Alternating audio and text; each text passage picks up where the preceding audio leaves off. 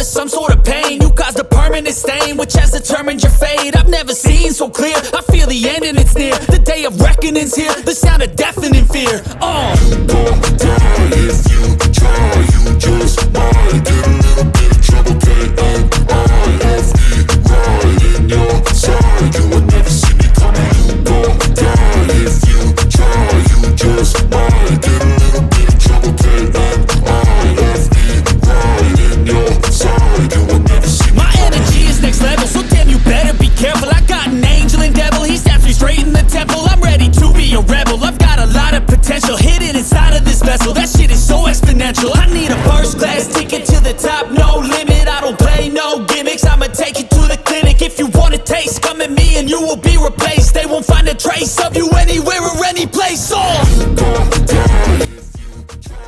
Assalamualaikum warahmatullahi wabarakatuh. Berjumpa kembali dengan Mas Ramu. Kali ini Mas Ramu akan melanjutkan cerita pendakian Gunung Lawu via Cemoro Kandang. Kita sudah masuk di part terakhir dari rangkaian cerita pendakian Gunung Lawu ini. Mungkin setelah ini akan diikuti oleh video-video reality 360. Untuk jalur yang kita lalui kurang lebih seperti ini, animasi 3 dimensinya yang jalur kuning itu ya. Ini kita turun ke sungai terus naik menuju kawah.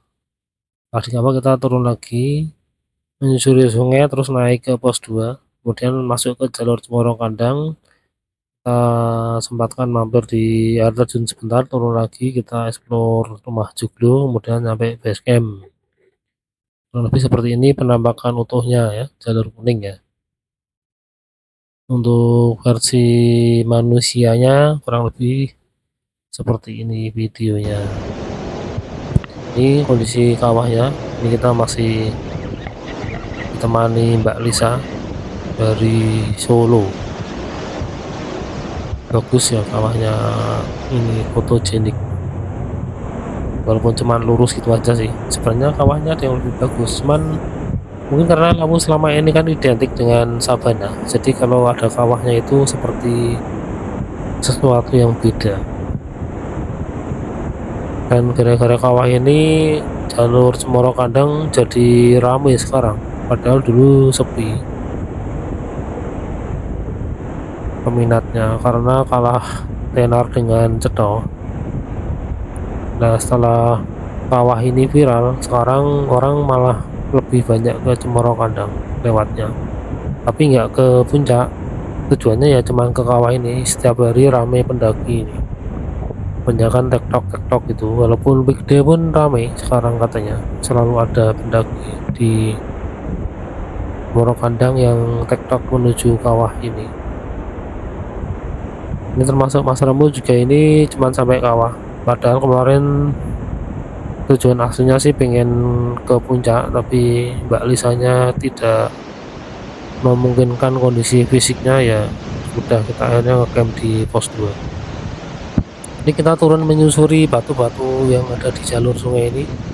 Ini kita sudah sampai di batuan paling terjal atau di ujung bawah kawah.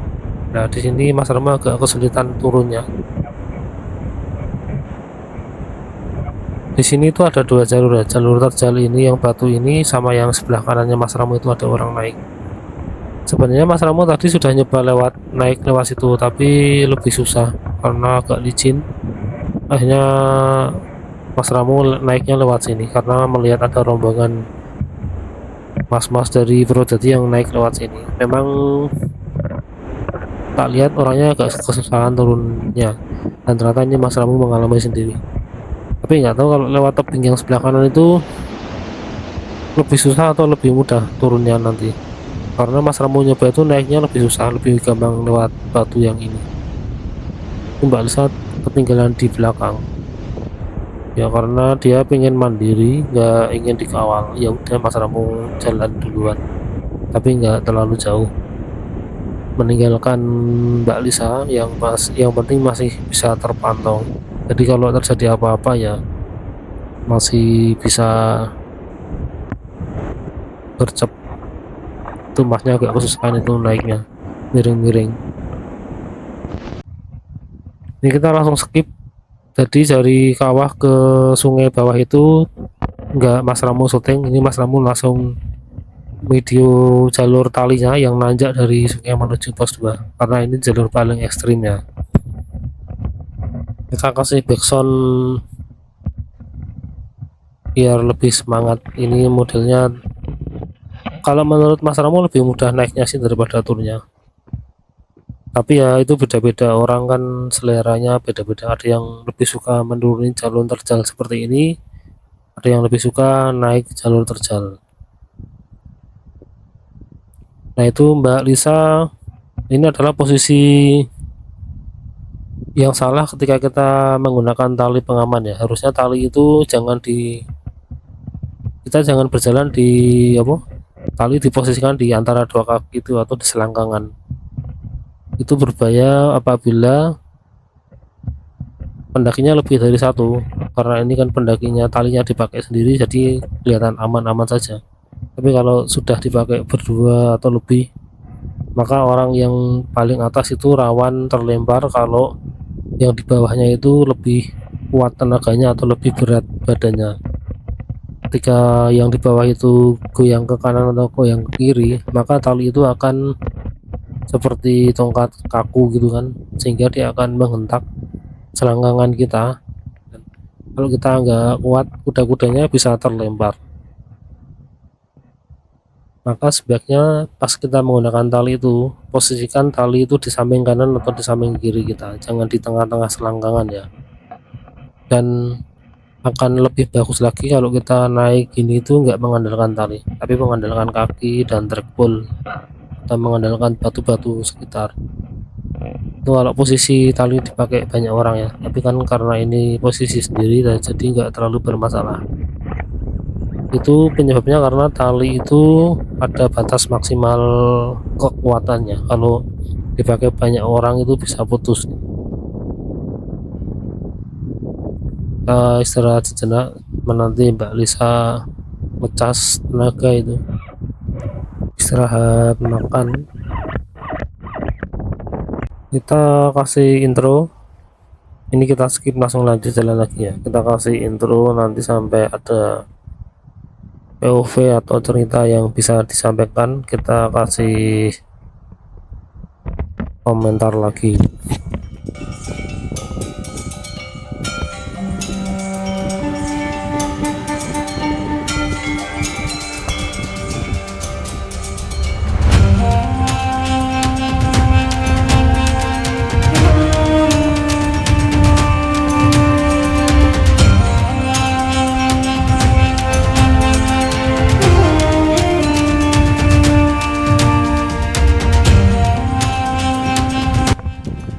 Ini kelihatannya Mbak Lisa lagi ngeblank, dia langsung naiknya itu lurus, milih jalur yang lurus terus. Kalau Mas Ramu kan lihat-lihat dulu, kemudian pilih jalur yang mana yang paling enak. Jadi ini Mas Ramu milih jalur yang muter, sedangkan Mbak Lisa itu milih jalur yang lurus ke atas. Tapi biasanya ya sampainya itu sama, yang lurus ke atas itu lebih berat, memang lebih pendek sih, tapi lebih butuh tenaga banyak. Kalau yang muter ini lebih nyaman di tenaga, tapi agak jauh. Tapi nanti biasa nih nyampe nya tuh bareng, atau bisa malah lebih duluan yang muter.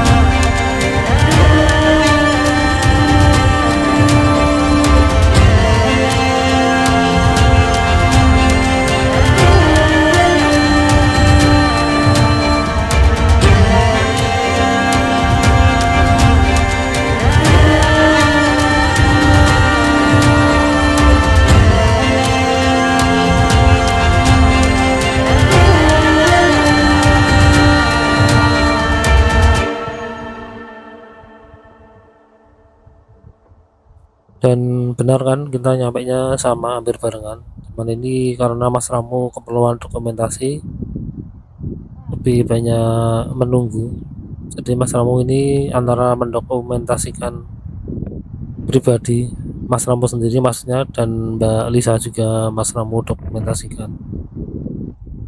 Jadi di sini Mas Ramu jalannya lebih nyantai, nggak ada target apa-apa. Targetnya ya cuman gimana membuat dokumentasi selengkap mungkin, kemudian bisa di-upload di YouTube. Kita ngupload ke YouTube pun ini niatnya bukan monetize, tapi niatnya nyimpen, karena untuk video-video dokumentasi Mas Ramu ini kapasitasnya besar-besar. Kalau disimpan di laptop itu nggak muat, udah berkali-kali laptopnya penuh. Tapi setelah ada solusi kita upload di YouTube ini lumayan, laptop jadi lega. Jadi ini setelah video di apa di syuting gini kan, kemudian diedit sebentar di laptop, kemudian kita upload di YouTube, kemudian yang di laptop kita hapus, begitu terus, jadi hemat ruang.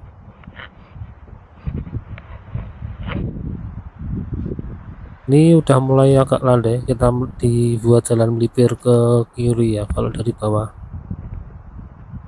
nggak lurus, jadi agak mendingan. Dan talinya sekarang full dari bawah sungai itu sampai atas, jadi lebih aman, nggak kayak zaman dulu sebelum viral itu kan talinya ala kadarnya, malah pakai tali pramuka segala yang sudah rantas gitu. Jadi kalau kita jalan di trek semacam ini, itu yang dibutuhkan pertama itu niat dan semangat, baru yang kedua stamina, baru yang ketiga itu teknik. Nah ini Mbak Lisa mengulangi lagi kesalahan, dia menggunakan tali di sela-sela kakinya, posisi talinya. Dan Mas Ramu tuh nggak ngeh selama perjalanan, baru ngeh itu pas lihat di video ini, lihat ulang seperti itu. Jadi Mas Ramu bukan nggak mengingatkan, tapi memang nggak ngeh waktu kita jalan ini, baru ngeh ya pas ngupload sama pas ngedit dulu kok. Ternyata Mbak Lisa itu jalannya memposisikan tali di antara selangkangan gitu. Cuman untungnya kan kita ini naiknya cuma berdua, maksudnya pas melewati ini ya. Kalau pendaki lain sih ada tadi di bawah, di kawah ada, di depan itu juga masih ada rombongan yang menuju kawah. Jadi pas melewati jalur ini pakai tali-tali ini nggak ada yang lain, jadi aman walaupun posisi talinya di selangkangan gitu.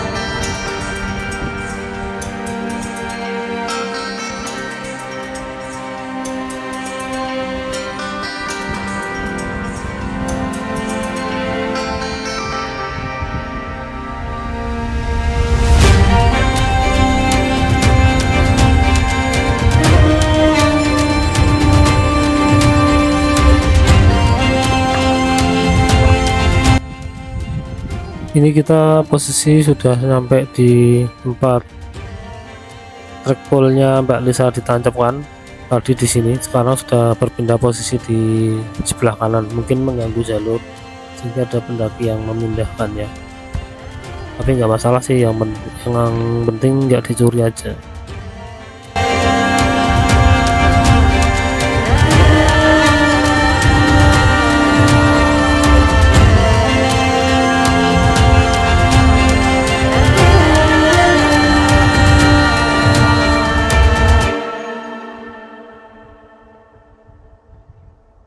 Ini kita masih menelusuri jalur tali, jalur terjal antara pos 2 menuju kawah.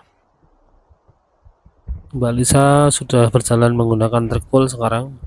Mas Ramu ini depan ini trackball ya. Kita istirahat sejenak sambil nunggu Mbak Lisa nyampe ke atas ini. Setelah ini jalurnya landai, jadi kita skip langsung loncat ke pos 2.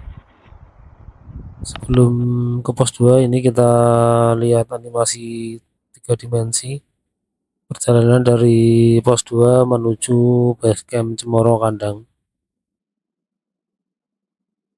Ini untuk jalurnya cenderung landai ya, dari pos 2 sampai base camp ini. Ya walaupun ada terjal tapi sedikit, nggak terlalu panjang. Kita turun menuju pos 1. Di pos 1 ini juga ada jalur menuju kawah, jalur turun menuju kawah ya. Jadi akses menuju kawah itu bisa turun dari pos 1, bisa juga dari pos 2. Cuman kalau dari pos 1 berarti kita susur sungainya lebih panjang daripada dari pos 2. Tapi nggak tahu itu lebih terjal atau enggak yang turun dari pos menuju sungainya. Kita ini turun terus dari pos 1, turun lah dari di bawahnya pos 1 itu kita akan ketemu studio alam, itu air terjun ya. Jadi di sini Mas Ramu mau menyempatkan mampir ke studio alam sebentar. Cuman pas nyampe di depannya itu air terjunnya nggak ngalir. Kata Mas basecampnya ini air terjun musiman. Jadi harus nunggu hujan supaya ada airnya. Ini satu jalur dengan kawah Chandra di muka ya. Ini air terjunnya. Ini kan yang di kiri itu ada garisnya itu. Itu garis batas provinsi, bukan garis sungai sebenarnya. Cuman batas provinsinya itu dipaskan sungai, jadi kayak garis sungai. Ini kita sudah meninggalkan studio alam, kita sekarang explore rumah joglo ini yang warna merah kecil ini. Itu rumah milik keraton kata Mas Basecamp. Terus kita lanjut turun menuju base camp. Untuk video versi manusianya kurang lebih seperti ini. Ini tadi kita packing-packing di dalam shelter ini. Jadi kan kita tadi malam itu campnya di itu yang sebelah kanan itu warung. Kemudian tadi warungnya buka sehingga barang-barangnya kita pindah ke shelter. Kemudian kita turun ke kawah. Kemudian setelah explore kawah kita naik ke pos 2, menghabiskan logistik dan packing-packing, kemudian lanjut jalan. Ini rombongan yang kita ketemu tadi di kawah. Ini kita jalan turun duluan, mereka lagi menikmati makan, nggak tahu itu sarapan atau makan siang. Kemungkinan sih sarapan karena ini masih pagi juga sih, pagi menjelang siang tepatnya. Untuk trek turunnya seperti ini, jalurnya landai. Kalau tadi kita lihat versi animasinya, sekarang kita versi realnya seperti ini. Kita berjalan di dalam hutan yang lumayan rimbun, tapi pohonnya kecil-kecil. Ini tanaman apa ya, nggak tahu. Kelihatannya sih tanaman merana mungkin. Tapi kalau merana itu identik dengan akar-akar yang menonjol. Tapi sepertinya memang merana sih, cuman kok kecil-kecil ya. Mungkin ini pernah kebakaran kemudian ini tumbuh lagi. Sepertinya sih begitu. Ini bukan kaliandra. Kalau kaliandra itu biasanya di dataran yang miring sekali, kayak tadi waktu jalan terjal dari pos 2 menuju sungai itu isinya kaliandra semua. Ataukah ini juga kaliandra?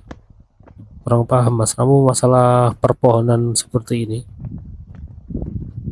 Ini kita jalannya agak ngebut, nah, tinggal turun aja. Kita kasih backsound lagi ya sambil nanti menunggu POV yang baru.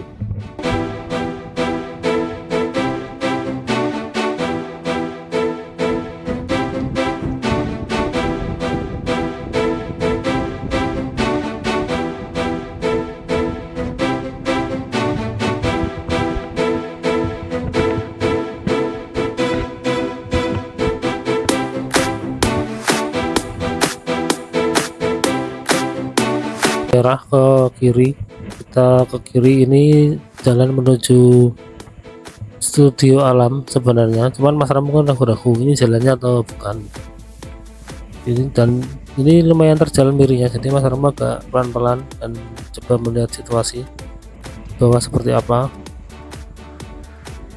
Ternyata sangat tajam kelihatannya karena kan rimbun.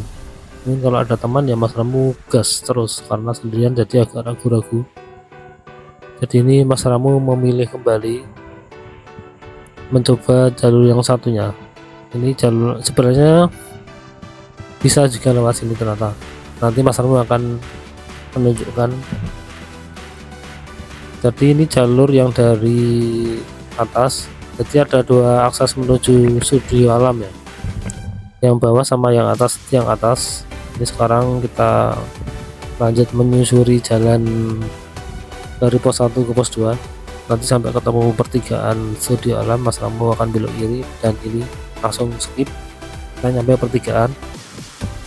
Ini yang kanan ke basecamp, yang ini tadi ke pos 1. Dari kalau dari pihak basecamp, kalau ke studio alam dilewatkan sini, jalurnya lebih jelas sih daripada yang tadi.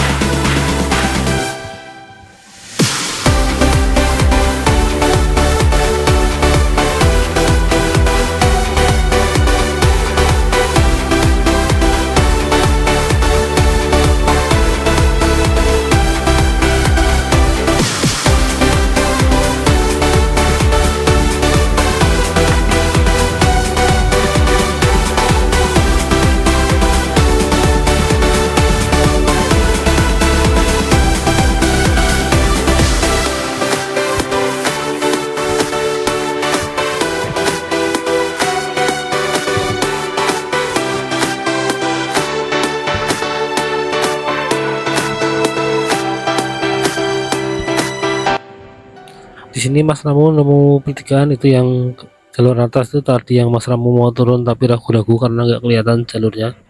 Tapi Mas Ramu lihat ada jalur yang Mas Ramu lalui saat ini. Jadi kalau tadi Mas Ramu nekat meluncur, itu akan nyampe jalan yang ini juga. Cuman kan tadi jalurnya tuh kurang jelas, jadi Mas Ramu ragu-ragu nanti bisa turun nggak bisa naik. Mas Ramu lupa kalau ada jalur satunya yang ini, yang landai ini. Jadi misalkan tadi Mas Ramu terus bablas turun, itu akan ketemu jalan yang datar ini. Di depan sudah kelihatan tebingnya. Mas Ramu agak ragu-ragu ini mau lanjut turun atau enggak, karena kok nggak ada suara gemericik air. Coba kita akan turun lebih depan lagi atau lebih turun lagi, melihat situasi air terjunnya seperti apa. Di memang kelihatan ada tebing air tebingnya maksudnya, tapi air terjunnya nggak kelihatan. Nah, kita turun lagi, apakah di bawah juga ada sungai? Karena ini suasananya hening, nggak ada suara air sama sekali. Jadi memang kelihatannya ini studio alam ini air terjun musiman ya. Jadi kalau nggak hujan kayak gini nggak ada airnya, padahal ini musim hujan. Tapi alhamdulillah ini nggak hujan. Tapi karena nggak hujan, akhirnya nggak muncul air terjunnya. Ya seperti itulah. Tapi kalau mau melihat air terjun di jalur pendakian bisa lewat,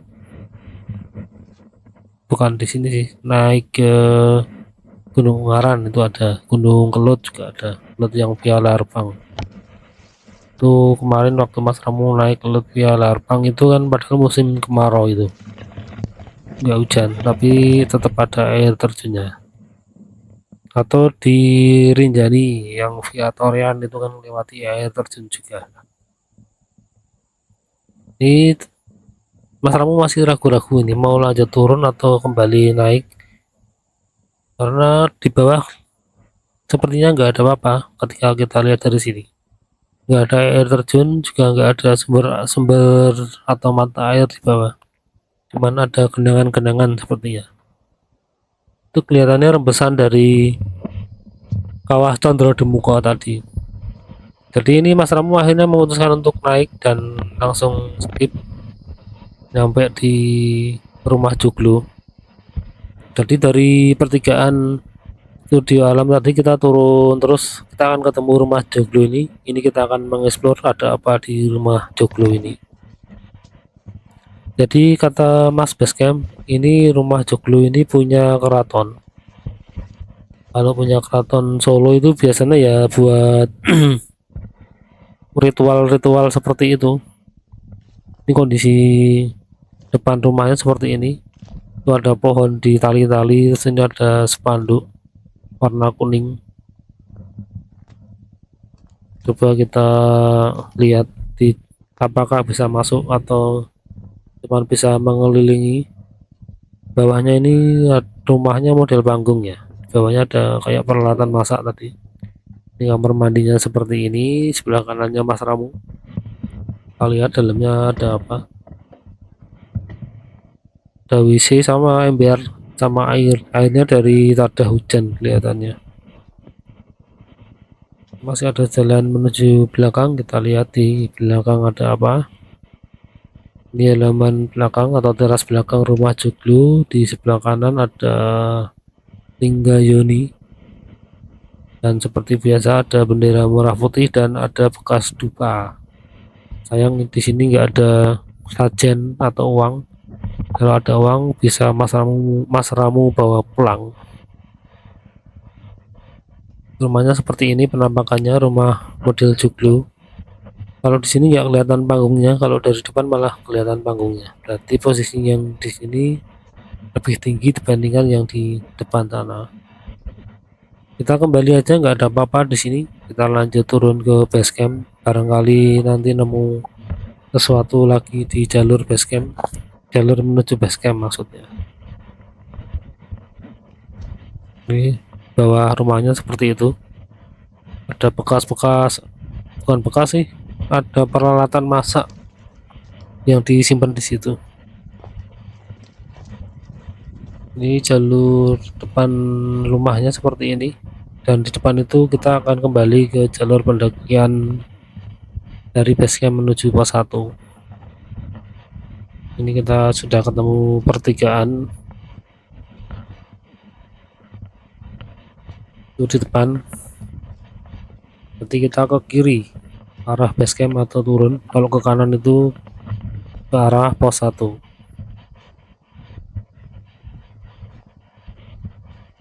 Di belakang ada orang lari-lari, run yang tadi kita ketemu di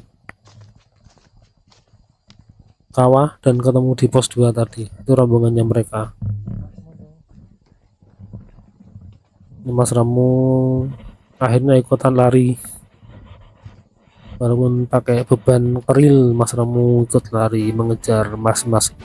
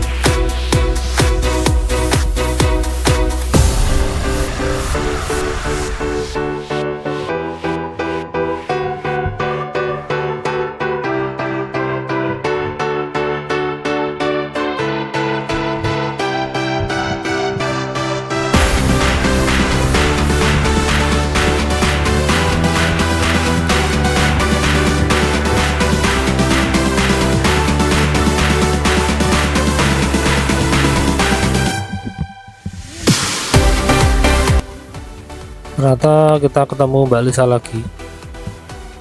Ini Mbak Lisa tadi nggak ikut explore studio alam, milih jalan turun sendiri karena lagi pengen sendiri katanya. Ya udah, Mas Ramo juga explore sendiri.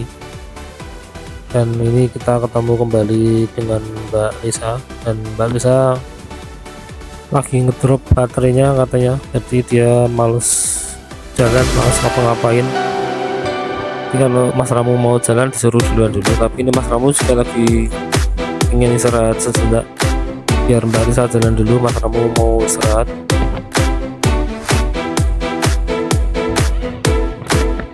Kemudian ini kita skip, langsung jalan lagi. Itu kelihatan Mbak Lisa di depan kecil. Mas Ramo melihat ada bangunan di sebelah kiri, pengen mengeksplor dulu.